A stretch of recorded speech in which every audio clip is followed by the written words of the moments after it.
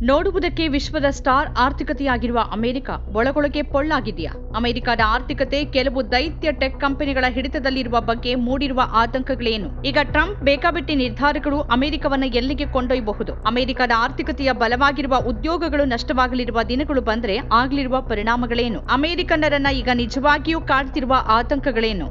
ಅಮೆರಿಕದ ಈಗಿನ ಅಧ್ಯಕ್ಷ ಡೊನಾಲ್ಡ್ ಟ್ರಂಪ್ ಅದೃಷ್ಟಶಾಲಿ. ಯಾಕಂದ್ರೆ ಅವರ ದೇಶ ಈಗಾಗಲೇ ವಿಶ್ವದ ಸ್ಟಾರ್ ಆರ್ಥಿಕತೆಯಾಗಿದೆ. ಕಳೆದ ಕೆಲವು ವರ್ಷಗಳಿಂದ ಅಮೆರಿಕ ವಿಶ್ವದ ಬಲಿಷ್ಠ ಆರ್ಥಿಕತೆಯಾಗಿದ್ದು ಅದನ್ನ ಜೋ ಬೈಡೆನ್ ಅವರಿಂದ ಟ್ರಂಪ್ ಈಗ ಪಡೆದಿದ್ದಾರೆ. ಬಲವಾದ ಬೆಳವಣಿಗೆ ಇದೆ, ಕಡಿಮೆ ನಿರುದ್ಯೋಗ ಇದೆ ಮತ್ತು ಬಲವಾದ ಕಾರ್ಪೊರೇಟ್ ಲಾಭ ಹರಿದು ಬರ್ತಿದೆ. 2020ರಿಂದಲೇ ಅಮೆರಿಕದ ಸ್ಟಾರ್ ಮಾರ್ಕೆಟ್ ಸೂಚ್ಯಂಕ S&P 500 ಗಮನಾರ್ಹ ಲಾಭ ಕಂಡಿದೆ. 2023-24ರಲ್ಲಿ ಸತತ 2 ವರ್ಷಗಳ ಕಾಲ 20%ಕ್ಕಿಂತ ಹೆಚ್ಚಿನ ಆದಾಯವನ್ನ ನೀಡಿದೆ. ಆದರೆ ಮೇಲ್ ಕಾಣೋದಕ್ಕೂ ಒಳಗಿನ ವಾಸ್ತವಕ್ಕೂ ದೊಡ್ಡ ಅಂತರ ಇದೆಯಾ? ಎಲ್ಲವೂ ಅಂದುಕೊಂಡಂತೆ ಇಲ್ವಾ?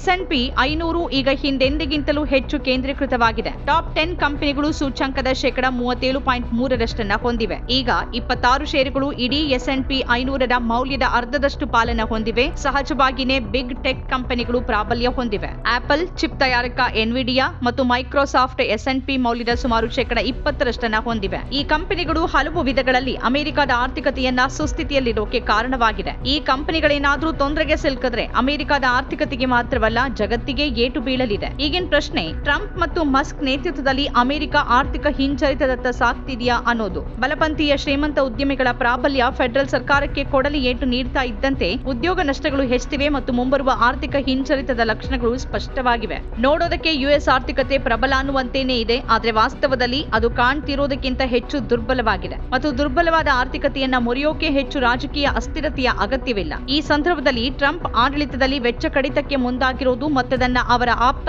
ಎಲಾನ್ ಮಸ್ಕ್ ಬಹಳ ಅಬ್ಬರದಿಂದಲೇ ಜಾರಿಗೆ ತರೋಕೆ ಹೊರಟಿರೋದು ಬಹಳ ಅಪಾಯಕಾರಿಯಾಗಿದೆ. ಅಮೆರಿಕದ ಆರ್ಥಿಕ ಕಾರ್ಯಕ್ಷಮತೆಯ ಹಿಂದಿನ ಬಲವೇ ಅಲ್ಲಿನ ಉದ್ಯೋಗಗಳು. ಜನವರಿಯಲ್ಲಿ US ಆರ್ಥಿಕತೆ 1,43,000 ಉದ್ಯೋಗಗಳನ್ನ ಸೃಷ್ಟಿ ಮಾಡಿತು. ಅದು ನಿರೀಕ್ಷೆಗಳಿಗಿಂತ ಸ್ವಲ್ಪ ಕಡಿಮೆಯಾದರೂ ಉದ್ಯೋಗ ಸ್ಥಿತಿ ಇನ್ನೂ ದೃಢವಾಗೇ ಇದೆ. ಡಿಸೆಂಬರ್ನಲ್ಲಿ 3,07,000 ಹೊಸ ಉದ್ಯೋಗಗಳಿದ್ವು. ಟ್ರಂಪ್ ಸರ್ಕಾರಿ ವೇತನದಾರರಿಗೆ ಭಾರೀ ಕಡಿತದ ಮಾತನಾಡ್ತಿದ್ದಾರೆ. ಸಾವಿರಾರು ಕಾರ್ಮಿಕರನ್ನ ಈಗಾಗಲೇ ವಜಾಗೊಳಿಸಲಾಗಿದೆ. ಇನ್ನೂ 16,000 ಜನ ಸ್ವಯಂ ನಿವೃತ್ತಿ ತೆಗೆದುಕೊಂಡಿದ್ದಾರೆ. ಈಗ ಟ್ರಂಪ್ ಇನ್ನೂ ತಮ್ಮ ಪ್ರೊಬೇಷನರಿ ಅವಧಿಯಲ್ಲಿ ಕೆಲಸ ಮಾಡ್ತಿರುವ 2,000ಕ್ಕೂ ಹೆಚ್ಚು ಸರ್ಕಾರಿ ನೌಕರರನ್ನ ಗುರಿಯಾಗಿಸಿಕೊಂಡಿದ್ದಾರೆ. ಇದೆಲ್ಲ ಹೀಗೆ ಮುಂದುವರೆದ್ರೆ ಸಾರ್ವಜನಿಕ ವಲಯದಲ್ಲಿ ಲಕ್ಷಾಂತರ ಉದ್ಯೋಗಗಳು ನಷ್ಟವಾಗಬಹುದು. ಅಮೆರಿಕದ ಆರ್ಥಿಕ ಕ್ಯಾಲೆಂಡರ್ನಲ್ಲಿ ಮಾಸಿಕ ಉದ್ಯೋಗ ವರದಿ ಬಹಳ ಮುಖ್ಯವಾದದ್ದು. ಷೇರು ಮಾರುಕಟ್ಟೆಗಳು ಉತ್ಕರ್ಷದಲ್ಲಿದ್ರೂ ಕಳಪೆ ಉದ್ಯೋಗ ವರದಿ ಆರ್ಥಿಕ ದೃಷ್ಟಿಕೋನವನ್ನ ಕುಗ್ಗಿಸಬಹುದು. ಹೂಡಿಕೆದಾರರು ಕೆಟ್ಟ ಉದ್ಯೋಗ ವರದಿಯನ್ನ ನೋಡಿದಾಗ ಕಾರ್ಪೊರೇಟ್ ವಲಯ ಭವಿಷ್ಯದ ಬಗ್ಗೆ ಆಶಾವಾದ ಹೊಂದಿಲ್ಲ ಮತ್ತು ಅದಕ್ಕಾಗಿಯೇ ನೇಮಕಾತಿಯನ್ನ ತಡೆ ಹಿಡಿತಿದೆ ಅಂತ ಭಾವಿಸ್ತಾರೆ. ನಿರುದ್ಯೋಗ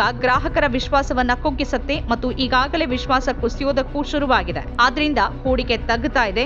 ಇದು ಮತ್ತಷ್ಟು ಉದ್ಯೋಗ ನಷ್ಟಗಳಿಗೆ ಕಾರಣ ಆಗಬಹುದು. ಅಮೆರಿಕದಲ್ಲಿ ಆರ್ಥಿಕ ಹಿಂಜರಿತದ ಸಾಧ್ಯತೆ ಎಷ್ಟು? ಆರ್ಥಿಕತೆ ಬೆಳವಣಿಗೆಯ ಅವಧಿಯಿಂದ ಕುಸಿತದ ಅವಧಿಗೆ ಸಾಗ್ತಿದೆ ಅಂತ ಹೂಡಿಕೆದಾರರು ಗ್ರಹಿಸಿದಾಗ ಷೇರು ಮಾರುಕಟ್ಟೆಗಳಲ್ಲಿ ತಲ್ಲಣ ಶುರುವಾಗುತ್ತೆ. ಹೀಗೆ ನಿರಾಶಾವಾದ ಹರಡ್ತಾ ಇದ್ದಂತೆ ಹೆಚ್ಚಾಗಿ ಆರ್ಥಿಕ ಹಿಂಜರಿತಕ್ಕೆ ಕಾರಣವಾಗುತ್ತೆ.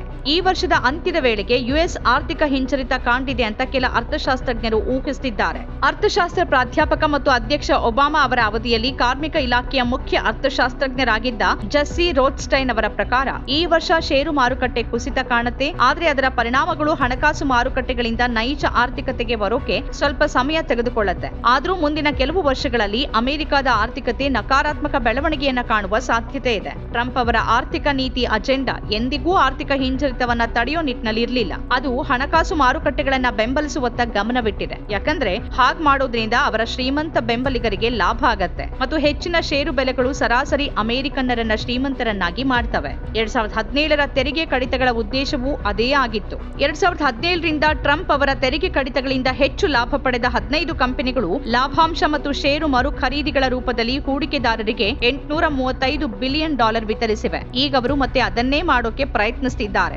ಆದ್ರೆ 2017ರ ಕಡಿತಗಳು ಫೆಡರಲ್ ಬಜೆಟ್ನಲ್ಲಿ ದೊಡ್ಡ ಹೊಡೆತವನ್ನ ನೀಡಿವೆ. ಟ್ರಂಪ್ ಅವರ ಪ್ರಸ್ತಾವಿತ ಹೊಸ ತೆರಿಗೆ ಕಡಿತಗಳನ್ನ ಈಗ ಪರಿಹರಿಸಬೇಕು ಅಂತ ಸೆನೆಟ್ ಪ್ರತಿಪಾದಿಸಿದೆ. ಅಷ್ಟಾದ್ರೂ ಮಂಗಳವಾರ ಅಂಗೀಕರಿಸಲ್ಪಟ್ಟ ಹೌಸ್ ಬಜೆಟ್ ಮಸೂದೆ ಅಂತಹ ಕಡಿತಗಳನ್ನ ಒಳಗೊಂಡಿದೆ. ಹೂಡಿಕೆದಾರರು ಈಗಾಗಲೇ ಬಿಗ್ ಟೆಕ್ ಕಂಪನಿಗಳ ಬಗ್ಗೆ ಭಯಭೀತರಾಗಿರುವ ವಿಷಯವೂ ವರದಿಯಾಗಿದೆ. ಟ್ರಂಪ್ ಅವರ ನೀತಿಗಳು ಆರ್ಥಿಕತೆಯ ಮೇಲೆ ಬೀರುವ ಪರಿಣಾಮದ ಬಗ್ಗೆ ಅಮೆರಿಕನ್ನರು ಚಿಂತಿತರಾಗಿರೋದ್ರಿಂದ ಅವರ ಅನುಮೋದನೆ ರೇಟಿಂಗ್ಗಳು ಈಗಾಗಲೇ ಕುಸಿತಿವೆ. ಟ್ರಂಪ್ ಬೇಕಾಬಿಟ್ಟಿ ನಿರ್ಧಾರಗಳು ಮತ್ತು ದುರಾಡಳಿತ ಸಹಿತ ಅಮೆರಿಕವನ್ನ ಆರ್ಥಿಕ ಹಿಂಜರಿತಕ್ಕೆ ತಳ್ಳಿದ್ರೆ ಲಕ್ಷಾಂತರ ಜನ ಖಾಸಗಿ ವಲಯದಲ್ಲಿ ಉದ್ಯೋಗಗಳನ್ನ ಕಳೆದುಕೊಳ್ಳಬಹುದು. ಇನ್ನೂ ಅನೇಕ ಜನ ಹಲವು ವರ್ಷಗಳಿಂದ ಇದ್ದಲ್ಲೇ ಇದ್ದ ತಮ್ಮ ಆದಾಯ ಈಗ ಮತ್ತಷ್ಟು ಕುಸಿಯುವ ಕರಾಳ ಸ್ಥಿತಿಯನ್ನ ನೋಡಬೇಕಾಗಿ ಬರಬಹುದು.